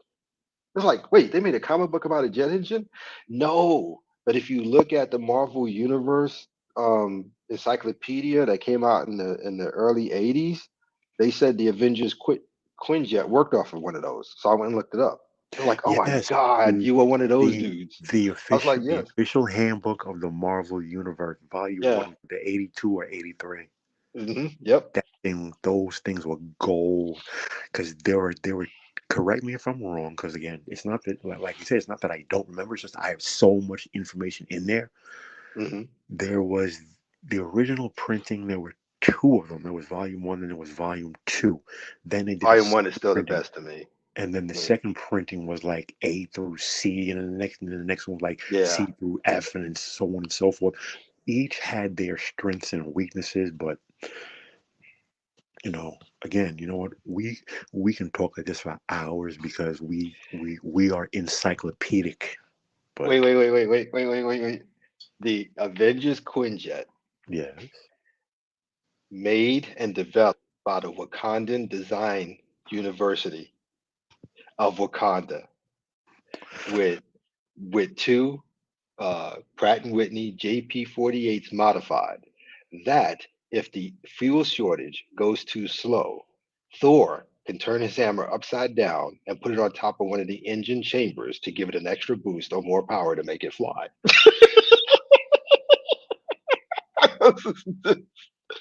now I'm saying. now I'm I saying. wonder who was in the Air Force to even think to put the Pratt and Whitney JP 47 engine into a comic book. Was it Oh, that's was that's it Jack Elliot S. Kirby? Megan. That's Oh, Elliot S. Megan. Yeah, oh, he okay, yeah he okay, was he was responsible for the bulk of that. okay. He was responsible for the bulk, especially the technical stuff.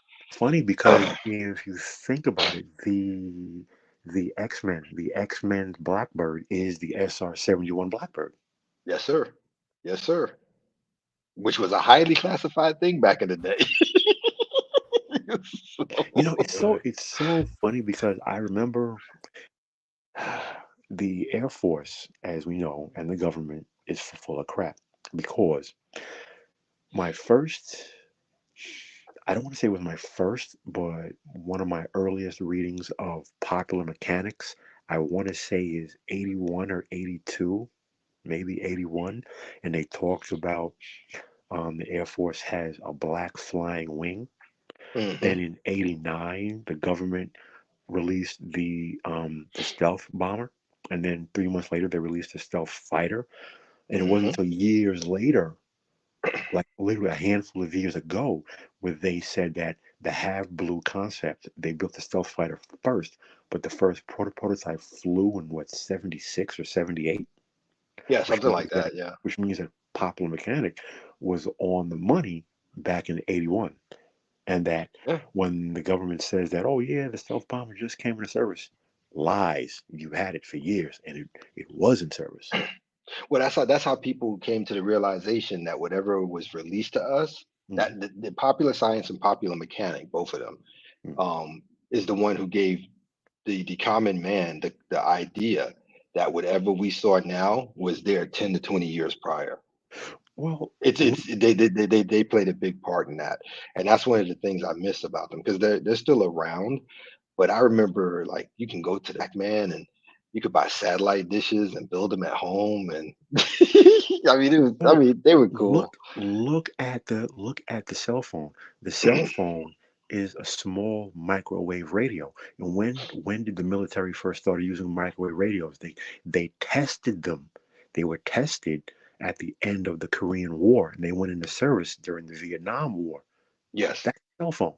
It's a hmm smaller version of a microwave radio. That's all a cell phone is. Yeah. Yeah. Yeah. Absolutely. Absolutely.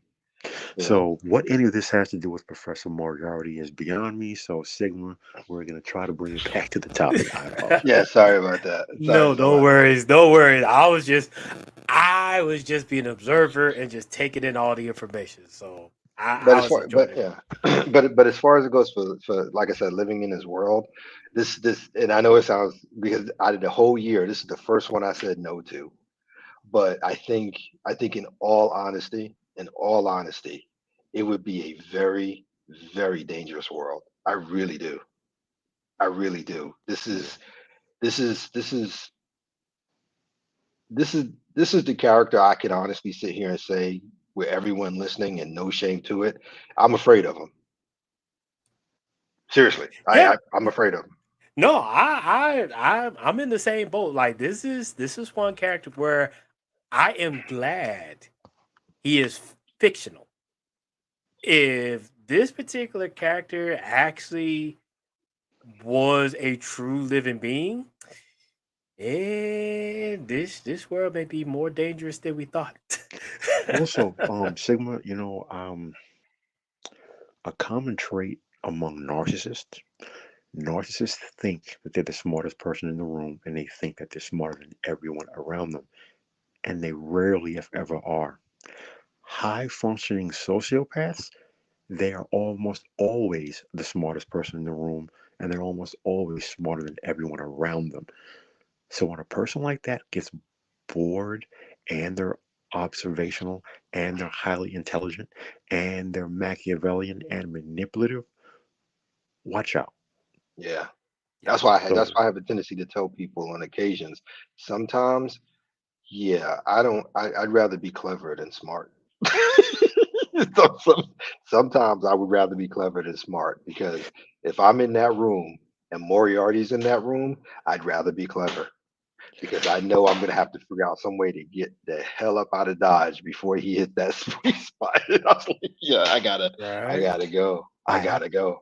I have to say this before we get off because it's been sitting on my chest for a while, so I'm just gonna spit it out. Someone said to me when I was over on a certain uh, collective, I'll leave it at that.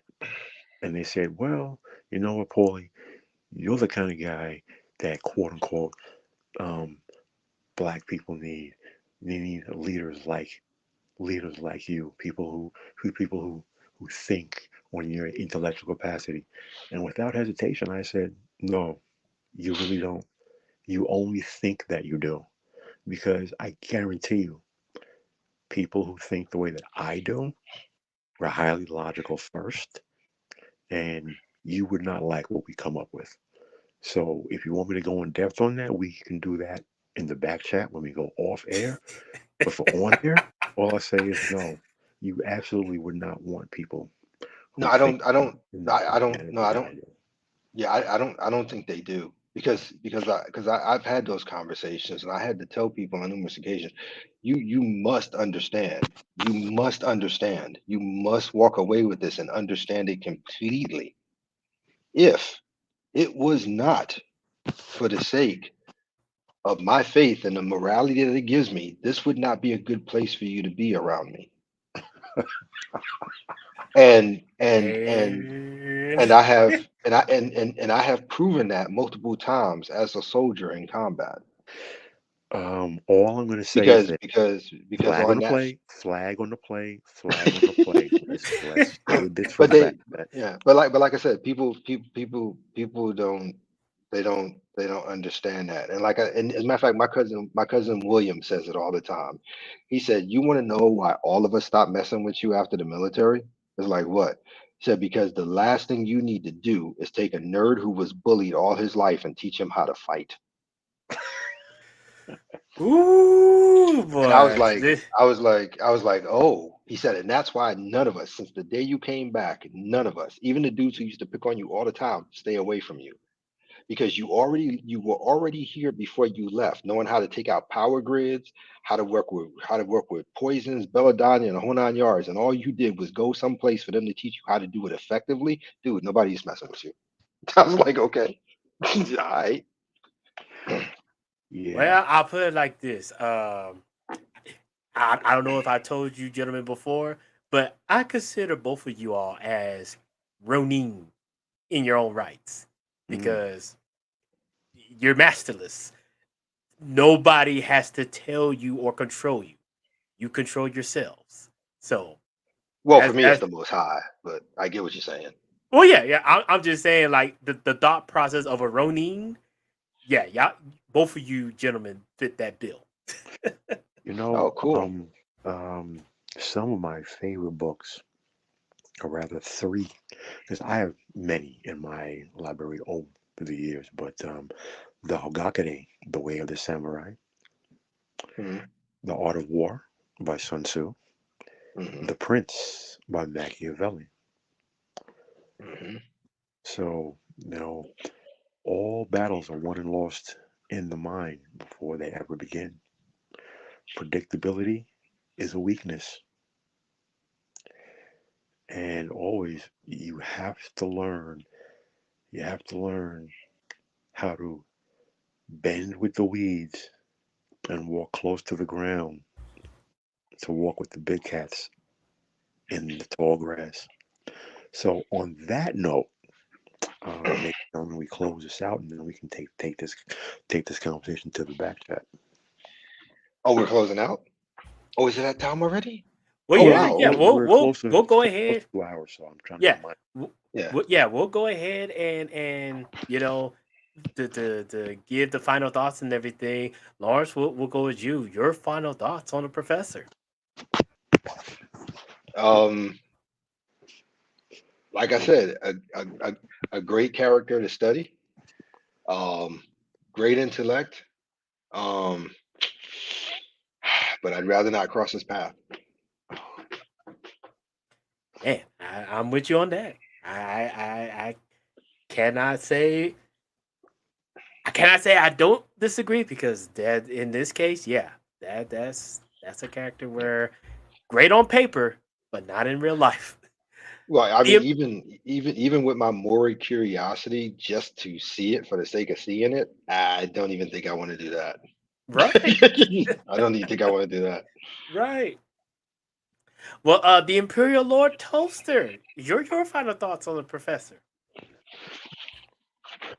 James Moriarty is probably the most brilliant and the most dangerous villain that has ever been created because While he may not have the destructive power in and of himself as some other fictional character, the man has the ability. He was literally trying to start World War One just just to amuse himself that he could manipulate countries to fight each other. That right there tells you all you need to know about the man. Simultaneously, he was funding and setting up arms dealers and then putting himself as a person who was a small arms dealer but was supplying the raw materials to those competitor arms dealers without them even realizing it. That shows his plans within plans within plans. So, brilliant man. And one would argue, I would argue, how many characters, how many villains in the decades since, if you asked the creators if they didn't base their character on some of the attributes of Professor James Moriarty. Because if you are encyclopedic, as Lawrence and I are, if you are a true nerd in that sense of the word, you can see the many characters where you can see direct attributes across many genres that person who created that character, they were clearly inspired by Professor James Moriarty. Yeah. Man. Sigma, if I could, Yeah. I just wanted to remind you, before you shut down, you wanted to talk about the thing for next month. Oh yeah, I was just about to lead into it. So first off, just want to thank everybody for tuning in to this great series, Villain of the Month. Man, this has been very fun. Love the deep philosophical, eh, talks on these characters and whatnot. So with that said, we have been talking about this on the back end, and going into next month, we're actually going to do something very unique to this series. And I am going to go ahead and share my screen to present what we got going on next month. So, without further ado, going into January 2023, we are going to have the first ever Villain of the Month Battle Royale. And so, how this is going to be set up is we're going to bring the previous characters we have talked on this series, and we are going to have a battle royale where we're going to pit these characters not on strength and not on superpowers, but on intellect. And for each round, the audience will vote which villain is definitely the more superior when it comes to intellect. And all that will come down to the final villain, who is the most cunning of them all in that regard. And so, as you can see, Moriarty. well, here's the thing. Here's the thing. So, Moriarty, because he was the newest character we talked about, he would have been off balance because right now it would have been a total of 9. So we're actually going to save him for December 2023 Battle Royale. But this upcoming one, we're just going to keep him off the bracket for now, since he was just new. Talk about him. So, Yeah, Professor, yeah, we're I not. can. I'm looking at the screen. I can see the first 3 to be eliminated. Easy, easy. The first 3 I can see eliminated right now, right out the gate. Oh, this is gonna be fun. This is gonna be fun. Yeah. So go ahead and get ideas of how you're going to do this and all. In fact, I'm putting a beam out there for SKC. We're going to need you for this battle royale because the guys we're going to break up. We need. Here's how it's going to play out. So, like for example, the first bracket, Magneto versus Megatron. So one of us will represent that character. And for 5 minutes, we would have to give our battle of why this character, from an intellectual mindset, is superior than the opponent. We're not going based off of strength. We're not going based off of superpowers. None of that. This is intellect versus intellect. You have to give the audience reasons why your character you're representing is more intelligent and more cunning than their opponent. And then afterwards, the audience will vote for that round which villain they believe is more superior from an intellect. And then whichever villain gets the most votes, move on to the next round. So this is where we got to bring our A game for each round, whichever character we're going to be representing. But yeah, this is definitely going to be a literal battle of the minds. So, gentlemen, prepare thyself for next month, because this is where things going to be getting really, really interesting. Who's playing the referee? You? Probably for each round, yes, I'll be the referee, but I may have to jump in to help out being the character. So one of y'all will also help to be referee as well. But we'll have a time keep. I think SKC would be a hilarious referee. Oh yeah.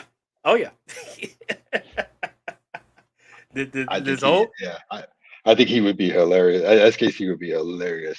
Yeah, he would be a hilarious referee. I can see it. That, and I'm definitely working with somebody on the back end just in case to kind of help be neutral and be the referee as well. But yeah, SKC, if need be, we will break him in as well. But yeah.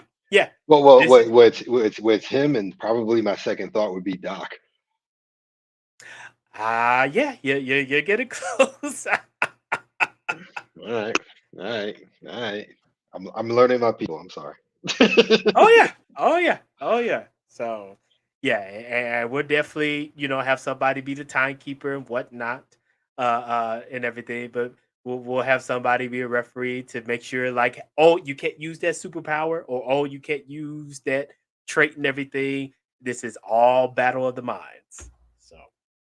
So yeah. So with that said, ladies and gentlemen, definitely thank you for a great year of 2022, and thank for the gentlemen that we have on the panel and all, like Isa Sama, Lawrence Guy, the Imperial Lord Toaster, Doc, and JJ Starwind, and all the others that came in on these panels and everything. So you definitely want to tune in for next month, but we will be leading out with our favorite outro.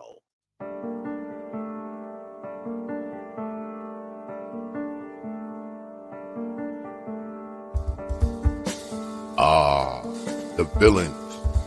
For every good guy, there must be the bad guy.